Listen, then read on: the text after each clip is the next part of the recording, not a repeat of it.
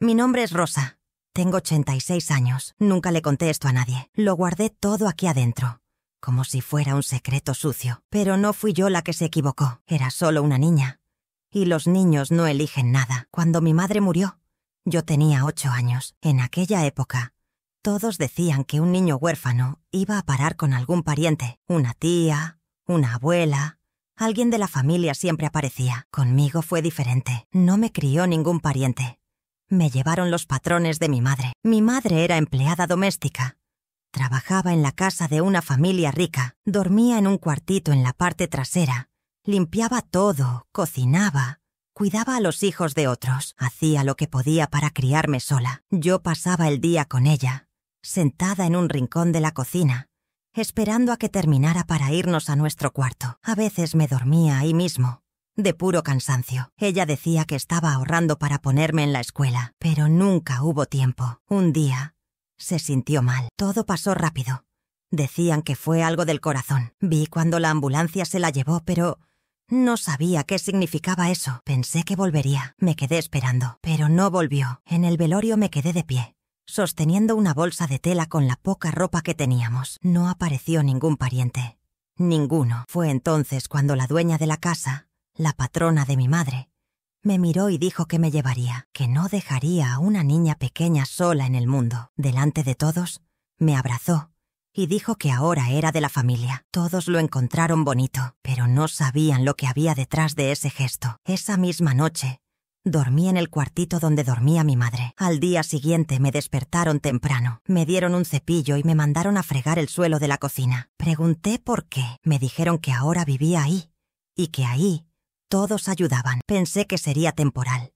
Pensé que, en algún momento, iría a la escuela, jugaría, tendría amigos. Pero los días pasaron y eso se convirtió en rutina. Levantarme temprano, limpiar, callar, sin quejarme, sin preguntar nada. Nunca me dieron un papel que dijera que me habían adoptado. Nunca me registraron en una notaría, pero le decían a todos que me habían adoptado, que era como una hija, solo que una hija no duerme en un cuartito oscuro. Una hija no come sola después de todos. Una hija no recibe regaños por respirar fuerte. Una hija no es llamada esa chica de ahí. Una hija no recibe golpes por romper un vaso. Era solo una niña, pero entendí rápido que, como hija, era solo de palabra. Los hijos de la patrona iban a la escuela, usaban uniforme, llevaban fiambrera, tenían mochilas con dibujos. Yo me quedaba en casa, fregando su ropa sucia en el lavadero. Un día pregunté si podía ir con ellos. Me dijeron que no tenía cabeza para estudiar, que era lenta, que mi lugar era en la cocina. Después de eso, nunca más pregunté, solo obedecía. A los 10 años ya hacía todo en la casa. Limpiaba, lavaba, planchaba, cocinaba. No tenía descanso. No había paseos. Nunca fui al parque, al cine, a ningún lado. Vivía dentro de esa casa como si fuera un mueble. Solo me notaban cuando algo estaba sucio o fuera de lugar. Pensaba que eso era normal. Pensaba que debía estar agradecida, porque me daban comida y techo. Una vez, dejé caer un plato sin querer. Me mandaron a arrodillarme en el suelo durante 2 horas, con hambre, con frío, con vergüenza, y me dijeron que era para que aprendiera a ser más cuidadosa. Cuando tuve mi primera menstruación, ni siquiera sabía qué era. Pensé que estaba enferma. La hija mayor de la casa se rió de mí. Me escondí en el cuarto. Me dieron un trapo viejo y me dijeron que era así, que todas las mujeres pasaban por eso. Pero nadie me explicó nada. Nadie me dijo que podía hablar con alguien. Lo guardé todo. Siempre lo guardé. Con el tiempo dejé de ser niña y me convertí en un fantasma. No tenía documentos, no tenía cuadernos, no había fotos mías en ningún lugar de la casa. Si alguien preguntaba, decían que era de la casa, que me habían criado, que era casi de la familia. Pero cuando me enfermaba, me daban un té y me mandaban trabajar más despacio. Nunca médico, nunca farmacia. A los 20 años ya hacía todo sola. La patrona decía que era de confianza, pero no podía tocar sus cosas. No podía abrir la nevera sin pedir permiso. No podía salir a la calle sola. Decían que era peligroso, pero ¿qué era más peligroso que vivir así? Sin nadie, sin derecho a nada, sin futuro, sin pasado. Nunca me llamaron por mi apellido. Nunca me dieron un regalo. Nunca me abrazaron. pero decían que me querían. Y yo, durante mucho tiempo, lo creí. Lo creí porque no conocía otra cosa, porque era eso o la calle, era eso o morir de hambre. Pero el tiempo pasa y aunque no sabía leer bien, aunque no entendía todo, empecé a darme cuenta. Empecé a juntar las piezas y así, poco a poco, entendí que no era una hija. Nunca lo fui. Era la niña que heredaron con la muerte de mi madre y que usaron durante 62 años como si fuera mi obligación servir. Pero eso no iba a durar para siempre. En algún momento todo iba a cambiar, aunque tardara toda una vida. Los años pasaron y fui envejeciendo.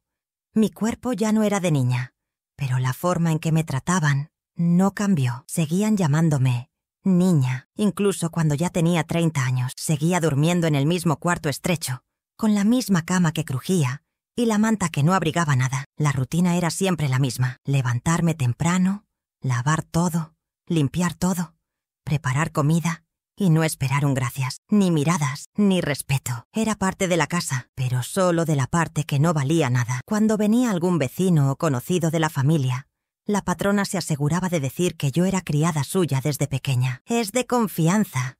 Lleva años con nosotros. Prácticamente de la familia, decía, mientras yo estaba en el fondo de la cocina lavando platos. Una vez, una visita preguntó si había estudiado. La hija de la patrona respondió antes que yo. Imagínate, no tiene cabeza para eso, pero cocina como nadie. Y se rió. Eso me dio un nudo en el estómago, porque en ese momento entendí que ellos sabían lo que hacían. No era descuido. Era una elección. Eligieron mantenerme en la ignorancia para que no tuviera fuerza para irme. Nunca tuve un día de descanso. Ni domingos, ni festivos. En Navidad pasaba horas en la cocina preparando todo para la cena. En Año Nuevo, limpiaba el desastre de la fiesta mientras los demás brindaban. En mi cumpleaños nadie se acordaba, ni siquiera yo. Una vez, escuché al hijo de la patrona decir que me veía hasta con miedo, que no envejecía, que siempre estaba igual. Pero no era así. Mi cuerpo dolía, mi espalda se trababa, mis rodillas crujían cada vez que subía las escaleras, pero no podía parar, porque nadie hacía nada sin mí. Un día la patrona enfermó. Ahí todo empeoró. Además de ocuparme de toda la casa, ahora tenía que cuidarla a ella también, bañarla, cambiarle la ropa, darle comida en la boca, ayudarla a levantarse de la cama. Y aún así, nunca escuché un gracias. Una noche me llamó y dijo: Rosa, solo tú me entiendes. Eres como una hija para mí. Tragué en seco. No respondí, porque ya sabía lo que significaba esa frase. Que quería que siguiera ahí, haciendo todo, sin pedir nada. Como siempre, los hijos de la patrona venían de visita y decían que yo era maravillosa, que iban a encontrar una forma de recompensarme. Pero nunca hicieron nada, solo promesas vacías. Una vez, la hija menor llegó a decir que quería darme dinero, pero que su padre pensaba que era mejor esperar. ¿Esperar qué? Ya había pasado los 60. Nunca tuve vacaciones, nunca tuve sueldo, nunca tuve ropa comprada nueva. Todo lo que usaba era sobra, ropa que se rompía en los demás y venía para mí. Fue en esa época cuando un nieto de la patrona llegó de la capital. Había estudiado Derecho. Un día me vio lavando ropa en el lavadero, con las manos hinchadas y llenas de heridas. Me llamó para hablar. Preguntó cuánto tiempo llevaba trabajando ahí. Dije que desde los 8 años. Se quedó en silencio. Luego preguntó si tenía contrato firmado. Dije que no. Preguntó si recibía sueldo. Tampoco. Bajó la cabeza y me dijo una frase que se quedó conmigo. Lo que le hicieron a usted es un delito. Eso me marcó. Hasta entonces pensaba que solo estaba pagando una deuda, que por darme casa y comida debía servirles. Pero él me mostró que eso no era un favor. Era explotación, que nadie puede vivir así. Que eso tenía un nombre. Trabajo esclavo. Fue la primera vez que alguien usó esa palabra mirándome a los ojos. No supe qué responder. Sentí vergüenza, como si yo hubiera hecho algo mal. Pero él continuó. Si usted quiere, puedo ayudarla. Me dio un papel con su número de teléfono. Lo guardé. No sabía si tendría valor para usarlo, pero ahí nació algo dentro de mí. Una duda. Una ganas de entender mejor. Empecé a fijarme en las cosas de la casa, a escuchar con más atención sus conversaciones. Un día encontré un documento en un cajón del escritorio. Era un borrador de testamento. Leí mi nombre escrito a mano. Decía que me dejarían una cantidad simbólica por mi tiempo de dedicación. Eso me dio asco. Estaban decidiendo cuánto valía mi vida, y no era yo quien lo elegía. Esa noche, escribí por primera vez en una hoja que encontré tirada. Escribí lo que recordaba de mi infancia, el nombre de mi madre, el olor de su ropa, el sonido de la olla en el fuego. Lloraba sin parar mientras escribía, porque me di cuenta de que era la primera vez en décadas que hacía algo para mí. No era una carta para nadie, era solo un recuerdo que no quería perder. Lo guardé debajo del colchón y seguí escribiendo, una hoja por noche, cada una contando un pedazo mío que ellos no podían quitarme. Si llegaste hasta aquí escuchándome a la historia, te agradezco, porque solo quien ha pasado toda una vida invisible sabe lo que vale ser escuchado. Y créeme, esto es solo el comienzo. Después de ese día, todo empezó a cambiar dentro de mí. Nadie en la casa lo notó. Por fuera, seguía siendo la misma. Preparaba el café, limpiaba los cuartos, ordenaba la casa, pero por dentro algo era diferente. Era como si hubiera despertado de un sueño que duró muchos años. Cada frase dicha con desprecio, cada orden, cada promesa incumplida. Todo empezó a doler de una forma que antes no dejaba que doliera. Empecé a darme cuenta de que estaba ahí, pero no formaba parte de nada. No tenía nombre en los documentos. No tenía lugar en el comedor. No tenía derecho a hablar. Empecé a mirarme con otros ojos. Mis manos, marcadas por los productos de limpieza. Las manchas en las piernas de estar de pie todo el día. Los dientes que se cayeron y nunca fueron tratados. ¿Por qué nadie cuidó de mí? Si era casi de la familia. ¿Por qué nunca me llevaron al dentista? ¿Por qué nunca tuve un pastel en mi cumpleaños? Hice todo lo que me pedían. Estuve ahí todo el tiempo, y aún así, era como si fuera una pieza de la casa, un mueble que nadie valora. Pero que si falta, todos se quejan. Empecé a guardar los papeles que encontraba por la casa. Notas, cuentas antiguas, calendarios viejos con anotaciones. Era mi forma de armar un rompecabezas de mi propia vida. Porque si desapareciera, nadie podría probar que existí. No tenía registro, no tenía contrato, ningún examen médico, ninguna carta a mi nombre. Era solo un recuerdo de palabra. Y las palabras mienten.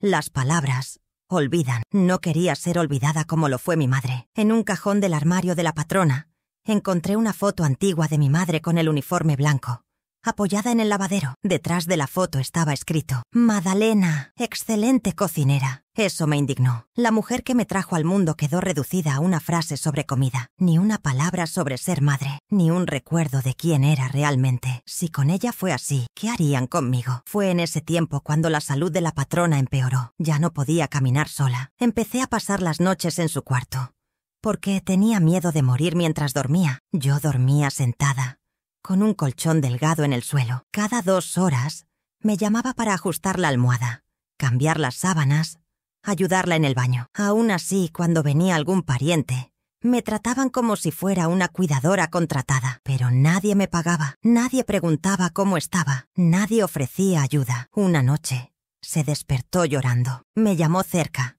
me tomó la mano con fuerza y dijo que tenía miedo de morir, que había cosas que hubiera querido hacer diferente. Me quedé callada. Pensé que iba a pedirme perdón. Pensé que me diría alguna verdad, pero solo pidió que le preparara un té. Me levanté y fui, porque incluso en ese momento, con todo lo que ya había entendido, todavía obedecía. El nieto de la familia seguía mirándome diferente. Venía los fines de semana, me preguntaba si estaba bien, si necesitaba algo. Yo decía que no. Todavía sentía miedo de confiar. Pero un domingo por la tarde, me trajo una caja pequeña de cartón. Dijo que era para mí. La abrí con cuidado y vi que eran hojas en blanco, un cuaderno, una pluma y un sobre con mi nombre escrito a mano. Dentro estaba mi nombre completo, escrito como si fuera un documento, mi edad, mi origen y una frase que decía: usted existe y su historia importa. Lloré delante de él. No podía contenerme. Él se quedó sentado a mi lado, en silencio, y sentí por primera vez en muchos años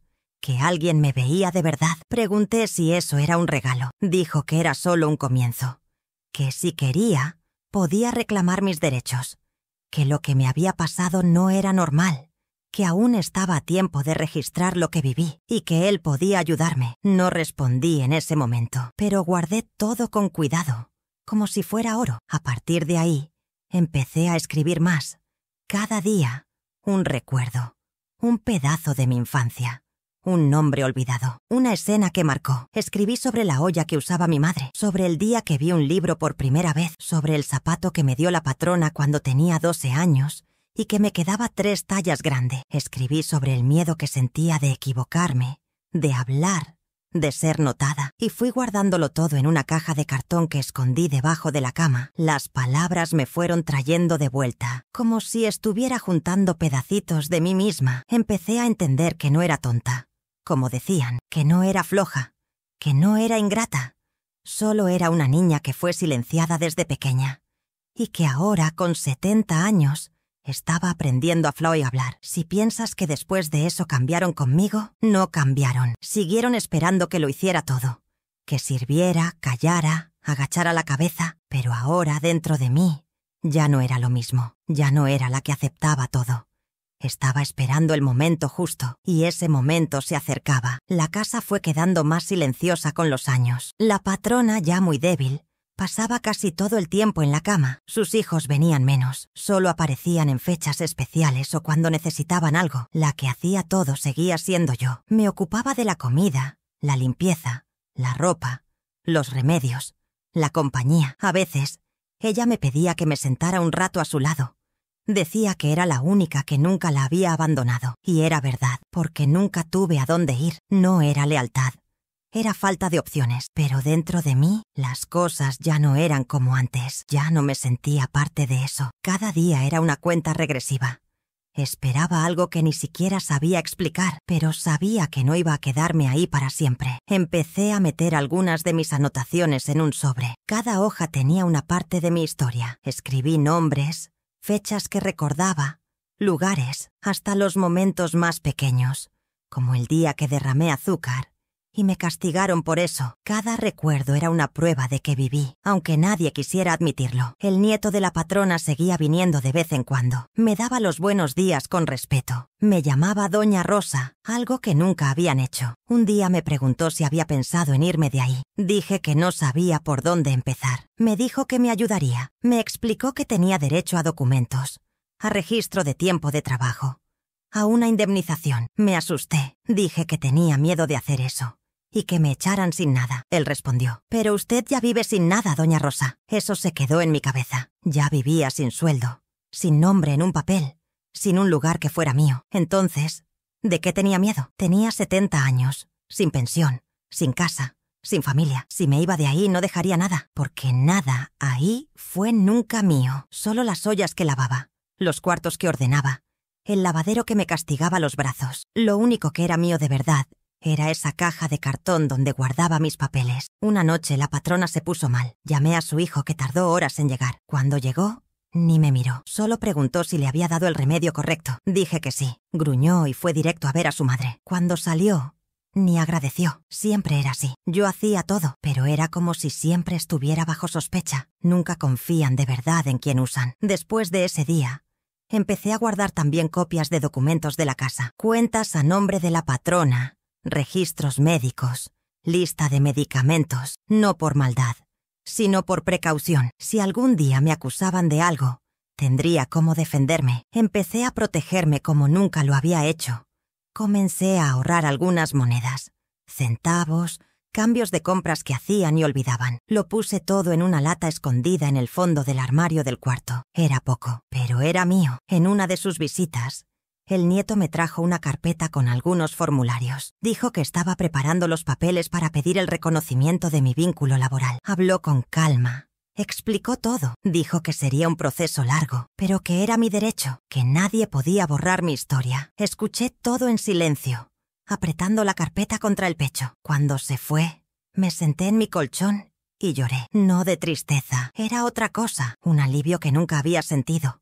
Como si alguien, por fin, me hubiera dicho que era una persona. Días después, escuché una conversación detrás de la puerta del cuarto de la patrona. Su hijo hablaba de mí. Dijo que estaba cambiando, que tal vez era hora de terminar con esta situación. Ella respondió que no quería perderme, porque sin mí no sabía vivir. Él contestó que quizás era mejor contratar a alguien de fuera y que yo ya había estado demasiado tiempo ahí, que era hora de Desocupar espacio, desocupar espacio. Esa frase me atravesó. No era una persona, era un objeto en la casa. Y cuando un objeto ocupa demasiado espacio, se tira. Esa noche, dormí sentada, con miedo de que al día siguiente me echaran sin nada. Pero cuando desperté, algo era diferente. No estaba con miedo, estaba decidida. No iba a seguir viviendo escondida en una casa donde nunca me dieron nombre, ni voz, ni futuro. Le conté al nieto lo que escuché. Dijo que todo estaba listo,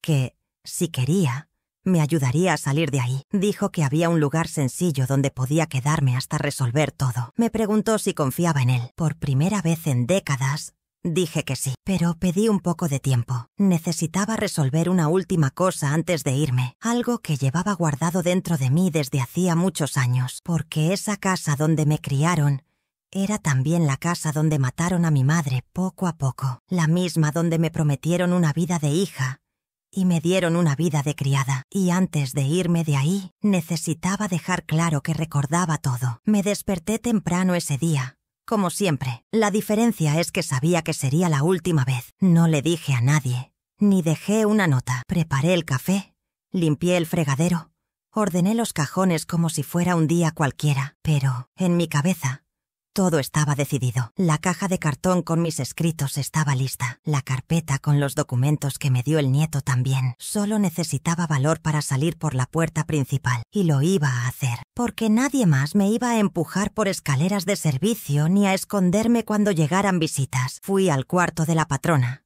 Estaba despierta, mirando al techo. No dijo buenos días.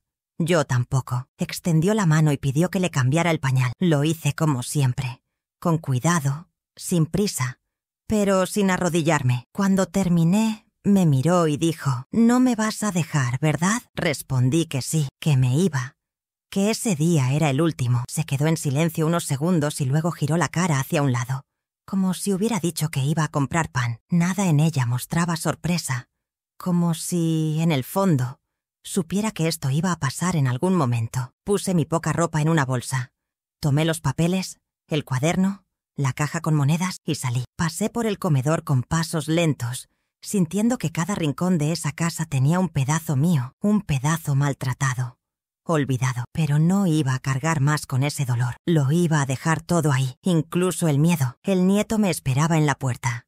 Abrió la puerta del coche y preguntó si estaba lista. Dije que sí. Por primera vez, sentí que tenía el control de mi propia vida. Fuimos a un barrio lejano. Me llevó a una casa sencilla, con un cuartito solo para mí, cama limpia, almohada nueva, una toalla doblada en la silla. No había lujo, pero había paz. Dijo que podía quedarme ahí el tiempo que necesitara, hasta que todo se resolviera. Por primera vez en 62 años tomé un baño caliente sola, sin que nadie golpeara la puerta o me mandara a apurarme. Lloré sentada en el suelo del baño, no de tristeza, sino de alivio. Mi cuerpo aún estaba lastimado, pero mi cabeza ya podía respirar. En los días siguientes, el nieto empezó a ocuparse de la parte legal. Inició un proceso laboral.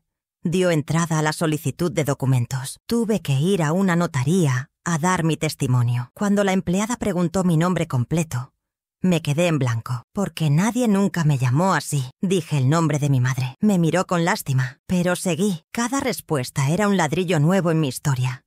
Estaba reconstruyendo todo desde cero, sin lujo, sin ruido, pero con verdad. El proceso tomó tiempo. Pasaron meses. La familia de la patrona intentó argumentar que nunca fui empleada, que me criaron como miembro de la casa. Dijeron que me dieron vivienda, comida, ropa, que nunca me faltó nada. Tuve que escuchar todo eso en silencio, en una sala fría, con mi cuaderno de anotaciones en el regazo. Cuando me pidieron que hablara, entregué todo lo que había escrito.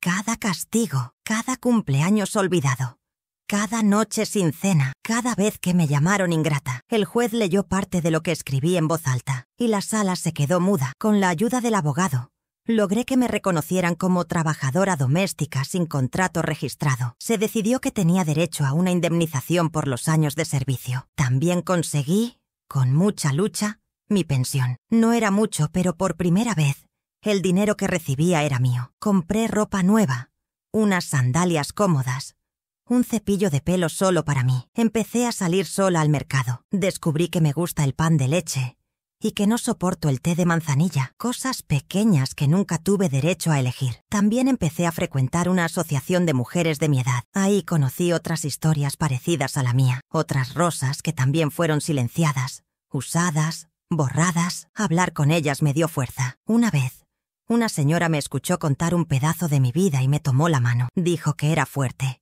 que merecía haber sido feliz. Eso se quedó conmigo, porque la verdad es que aún estaba aprendiendo a serlo. La casa donde viví tantos años fue puesta en venta después de que la patrona murió. Supe por conocidos que los hijos pelearon por la herencia. Nadie mencionó mi nombre. Nadie me buscó. Y eso, por primera vez, no dolió, porque ya no pertenecía a esa historia. Esa parte de mi vida había quedado atrás. Ahora era dueña de mi tiempo, dueña de mi historia, dueña de mi voz. Un día me senté en una plaza con mi cuaderno en el regazo y empecé a escribir esta historia. No porque espere justicia perfecta, ni porque quiera fama o reconocimiento. Escribo porque alguien necesita saber que esto pasa, que aún hoy, en muchos lugares, hay niñas que son llevadas con falsas promesas y pasan la vida sirviendo sin derecho a nada. Y si una de ellas escucha lo que viví y entiende que no está sola, entonces ya valió la pena. Incluso después de que todo se resolviera, me tomó un poco acostumbrarme a la libertad. Los primeros meses aún me despertaba temprano pensando que tenía tareas que cumplir. A veces me sorprendía mirando el suelo, buscando suciedad para limpiar. El cuerpo estaba libre, pero la cabeza aún seguía reglas antiguas. Una vez, dejé caer un vaso al suelo, y por reflejo, me quedé inmóvil esperando que alguien me gritara. Pero nadie gritó. Yo misma recogí los pedazos con calma y los tiré. En ese momento, entendí que podía equivocarme, que podía ser persona. Empecé a salir más de casa. Iba a la panadería. Me sentaba en un banco de la plaza. Charlaba con otras señoras. Nadie ahí sabía de mi historia, y yo tampoco hacía cuestión de contar. Era bueno ser solo Rosa, sin ser la chica de la casa grande, sin ser casi de la familia, sin ser la que hace todo. Solo Rosa, una mujer de 86 años que por fin estaba descubriendo el mundo, fuera de las paredes donde vivió encerrada toda la vida. Empecé a notar cosas que antes nunca había visto. El sonido de los pájaros por la mañana, el olor del pan saliendo del horno, el calor del sol en la cara. Todo parecía nuevo. Un día me quedé casi una hora mirando a una pareja bailar en una fiesta callejera. Me emocioné sin saber por qué. Tal vez era envidia buena, o tal vez era nostalgia por lo que nunca viví. Nunca bailé con nadie. Nunca tuve novio. Nunca recibí flores. Nunca tuve un sábado libre. Pero ahí, en ese banco de plaza, con el viento suave en la cara, estaba en paz. Seguí yendo a los encuentros de la Asociación de Mujeres. Una psicóloga voluntaria empezó a hablar conmigo. Me dijo que lo que viví tenía un nombre. Trabajo análogo a la esclavitud. Dijo que mi cuerpo estuvo preso por más de 60 años, pero mi alma aún cargaba las marcas. Que necesitaba permitirme vivir ahora, a mi manera, en mi tiempo. Empecé a escribir sobre eso también. Mi cuaderno ya estaba casi lleno. Escribir me ayudaba a ordenar todo. Era como si estuviera quitando el polvo de los recuerdos que quedaron tapados por tanto tiempo. Un día la presidenta de la asociación me invitó a dar un testimonio en un evento. Dijo que otras mujeres podían reconocerse en mi historia. Me puse nerviosa. Dije que no sabía hablar en público, pero ella insistió. Dijo que no necesitaba memorizar nada, que bastaba con contar a mi manera. Acepté. El día del evento me senté frente a una sala pequeña, con unas 20 personas. La mayoría eran mujeres mayores, como yo. Algunas jóvenes también. Sostuve el papel con mis anotaciones. Respiré hondo y empecé a hablar. Conté desde el principio. La muerte de mi madre, la promesa de adopción, el cuartito en la parte trasera, los años de trabajo sin sueldo, la falta de estudios, de cariño, de elección. Conté cómo descubrí que eso no era normal, cómo empecé a escribir, cómo me ayudó el nieto de la patrona, cómo logré salir. Cuando terminé, la sala estaba en silencio. Pero no era un silencio frío, era un silencio lleno de sentimiento. Algunas mujeres lloraban, otras me miraban con respeto. La presidenta de la asociación me abrazó fuerte y dijo que había dado voz a muchas. Después de ese día, me invitaron a más encuentros, a veces para contar mi historia, a veces solo para escuchar. Empecé a ayudar a otras mujeres a escribir sus propias historias. Algunas eran parecidas a la mía, otras no tanto, pero todas tenían algo en común: el silencio. Y ver a esas mujeres empezar a hablar, empezar a escribir, me daba fuerza, porque sabía lo que era vivir atragantada con la propia vida. Recibí una invitación para participar en una nota en un periódico local. Contaron un resumen de mi historia y pusieron una foto mía con el cuaderno en la mano. Cuando salió la nota, recibí algunas visitas inesperadas. Personas de la familia de la patrona. La hija menor vino a donde vivía, trajo una bolsa con víveres y dijo que lo sentía mucho, que era joven en esa época y no sabía todo. Agradecí los víveres, pero dije que el arrepentimiento de verdad no viene en una bolsa, viene en actitudes. Ella lloró. Yo también lloré, pero después de que se fue, sentí que esa conversación había cerrado una puerta que estuvo entreabierta por demasiado tiempo. Empecé a ahorrar mi dinero para hacer algo que me parecía imposible: tomarme un retrato. Nunca tuve una foto de verdad, solo una que tomaron a escondidas en un cumpleaños de la familia y que ni siquiera mostraba bien mi cara. Fui a un estudio sencillo. Me senté frente a la cámara, me arreglé el pelo, me puse la blusa nueva que compré en un mercadillo. El fotógrafo me preguntó si quería sonreír. Dije que no. Quería salir como soy, con el rostro de quien sobrevivió, con la mirada de quien aún tiene cosas que contar. Cuando vi la foto lista, sentí orgullo, porque ahí estaba Rosa, no la criada, no la niña olvidada, no la sombra de la casa de otros. Era yo, con todas las marcas, las arrugas, los dolores, pero entera, y eso nadie me lo iba a quitar. Después de que salió la nota, algunas personas empezaron a reconocerme en la calle. Una señora del mercado me dijo que vio mi historia en el periódico y se emocionó. Un chico de la farmacia me ofreció un descuento y dijo que era un honor atenderme. Al principio no sabía cómo reaccionar. Pasé toda la vida siendo invisible. Cuando alguien me miraba, era para mandarme limpiar algo. Ahora había gente mirándome a los ojos y diciendo que era importante.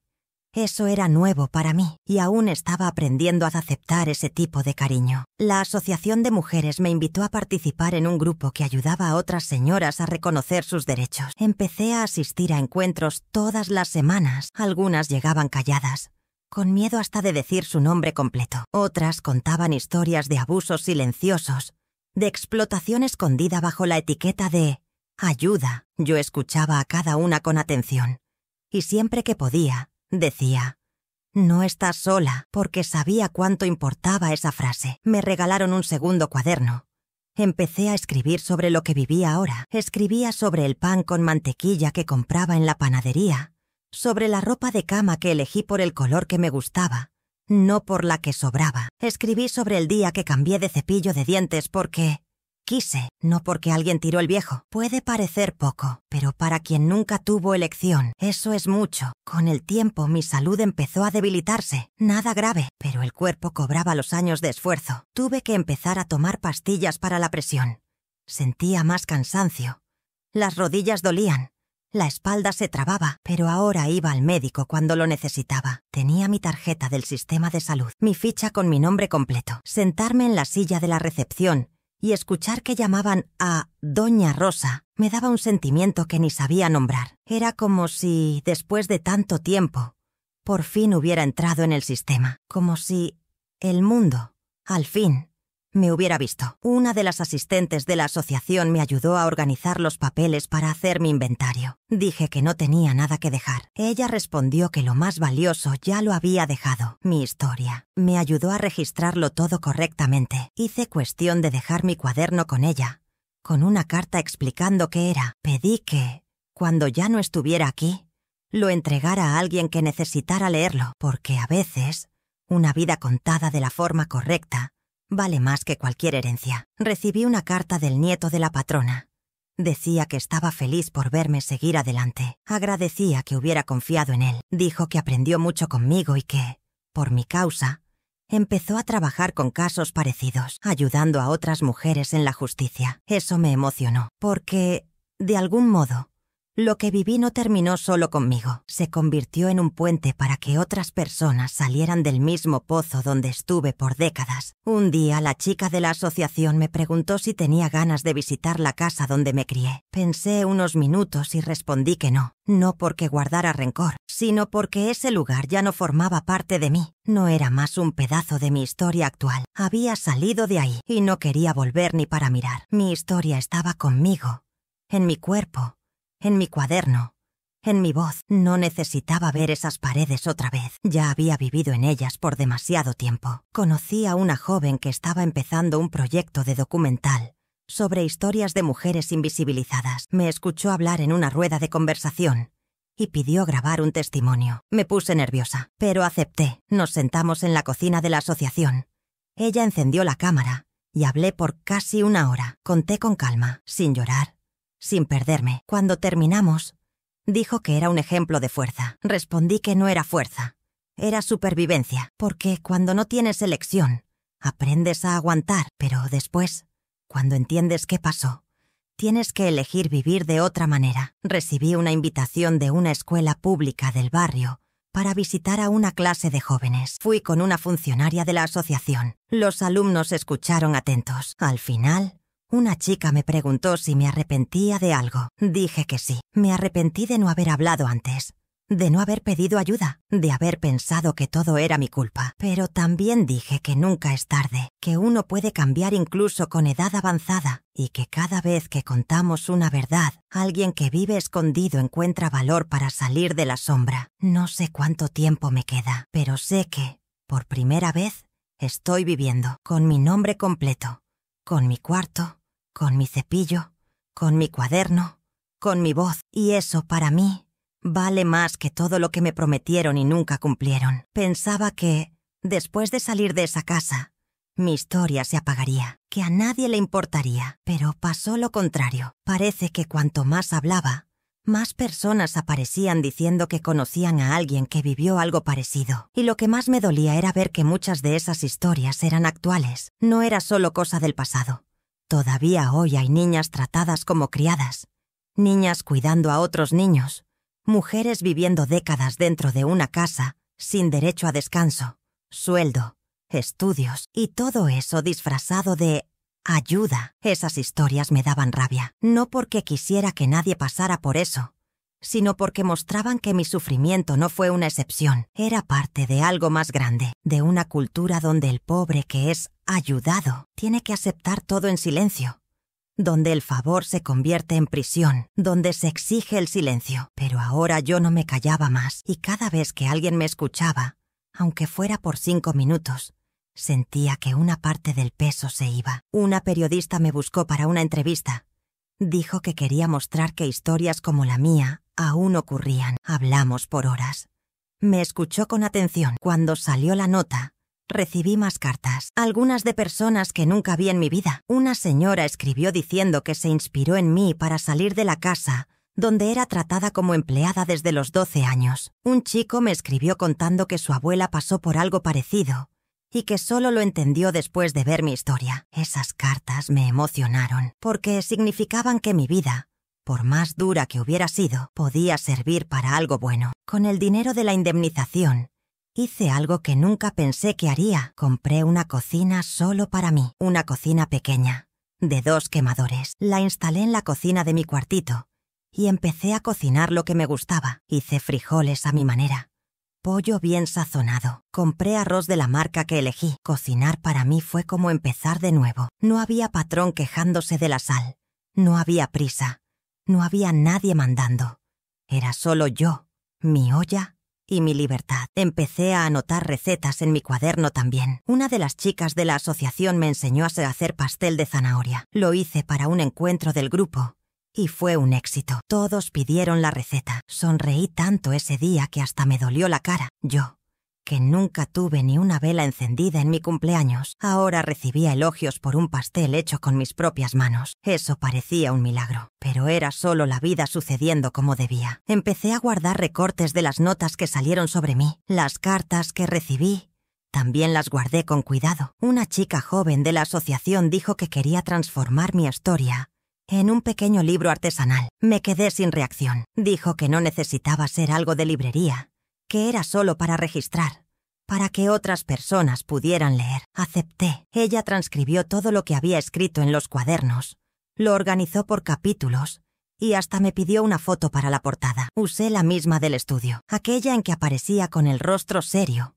pero firme, porque quería que quien viera esa portada supiera que ahí dentro había verdad. El día que me entregó los primeros ejemplares impresos, lloré. Nunca imaginé que un día tendría mi historia contada en un libro. Aunque fuera sencillo, aunque no tuviera editorial, era mío. Y estaba ahí, en palabras, con principio, medio y fin. Le di un ejemplar a cada una de las mujeres del grupo. Guardé uno para mí y dejé uno separado para un lugar especial, la tumba de mi madre. Fui al cementerio con ayuda de una de las asistentes. La última vez que estuve ahí, aún era una niña asustada. Esta vez, fui de pie, con mi libro en las manos. Puse el ejemplar ahí, junto a la tierra, y dije en voz baja: «Lo logré, mamá».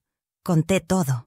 No me callé y seguiré contando. Me quedé un rato en silencio, pensando en todo lo que viví. Ese día sentí que había cerrado un ciclo que empezó con su muerte y terminó ahí, con mi liberación. Seguí yendo a las reuniones de la asociación, seguí escribiendo, seguí viviendo en mi rincón, sin lujo, pero con paz. Me convertí en referencia para otras mujeres. Algunas venían solo para escuchar, otras para desahogarse. Siempre decía lo mismo: tienes derecho, valés y puedes empezar de cero, aunque tengas edad, aunque tengas miedo, porque era verdad. Yo era la prueba viva de eso. La mujer que transcribió mi libro llevó la idea más allá. Ahora, otras historias están siendo reunidas. Son relatos reales de mujeres que trabajaron por décadas, sin sueldo, sin derechos, sin elección. Historias como la mía, historias que el mundo nunca quiso escuchar, pero que ahora tienen espacio. Me siento parte de eso, no como protagonista, sino como base, como una de las primeras que tuvo el valor de decir en voz alta: lo que me hicieron estuvo mal. Y si una sola persona entendió eso por mi causa, entonces ya valió todo. El otro día un chico joven me encontró en la farmacia. Me reconoció y dijo que estudió mi caso en la universidad. Me sorprendí. Nunca imaginé que mi vida pudiera ser tema de estudio. Dijo que aprendió mucho, que ahora, cada vez que vea a una empleada doméstica, recordará que ahí hay una historia, que no es solo alguien que limpia, es alguien que siente, que piensa, que vive. Eso me emocionó, porque significa que mi dolor se convirtió en enseñanza, y no hay nada más poderoso que eso. A veces pienso en mi madre. Imagino qué sentiría si me viera hoy. ¿Estaría orgullosa? ¿Pediría perdón por dejarme con ellos? Pero no la juzgo. Sé que hizo lo que pudo, y aunque haya tomado una decisión equivocada, no fue ella quien me esclavizó. Fueron los otros, los que usaron mi inocencia, mi silencio, mi fragilidad, y fueron esos a los que tuve que enfrentar después. No con rabia, sino con firmeza. Y vencí, no con gritos, sino con valor. El otro día me invitaron a hablar en una universidad. Rechacé. Ya no tengo salud para eso. Pero envié una carta. En ella escribí que la vida de quien fue silenciado por tanto tiempo necesita ser contada. Sí, pero con respeto, con escucha verdadera, con espacio para sentir, porque no todo el dolor se puede poner en palabras. Algunos solo se entienden cuando se ven en los ojos del otro. Y mis ojos, hoy, cargan toda una vida, pero también cargan la paz de quien no le debe nada a nadie. Me preguntan si me arrepiento de algo. Respondo que no. Lo que me pasó no fue mi elección, pero lo que hice después de entenderlo, sí lo fue. Elegí contar, elegí levantarme. Elegí vivir lo que me quedaba a mi manera, y esa elección fue la que hizo toda la diferencia. Porque nadie puede devolver el tiempo, pero uno puede decidir cómo usar lo que queda. Ya tengo mis remedios organizados en una cajita, mis documentos en una carpeta azul, mis cuadernos apilados en la estantería, y mi historia esparcida por ahí, en quien leyó, en quien escuchó, en quien se sintió representado. Y eso es lo que me hace sentir completa, porque al final, lo que vivimos no puede ser borrado. Y si lo contamos, si lo compartimos, se convierte en parte de la historia de otros también. Soy Rosa. Tengo 86 años, y por más de 60, me trataron como alguien que no existía. Pero hoy existo, Y no necesito que nadie lo valide, porque ahora, incluso quien nunca me vio, sabe quién soy. Y si escuchaste mi historia hasta aquí, quiero que sepas que eso, para mí, tiene un valor inmenso. Porque ser escuchada, después de tanto tiempo callada, es el mayor regalo que podía recibir. Si te emocionaste con lo que conté, o si conoces a alguien que vivió algo parecido, te pido una cosa: suscríbete a este canal. Deja un comentario, cuenta qué sentiste, qué recordaste, qué te tocó, porque así es como historias como la mía siguen vivas, y ninguna historia merece quedar olvidada.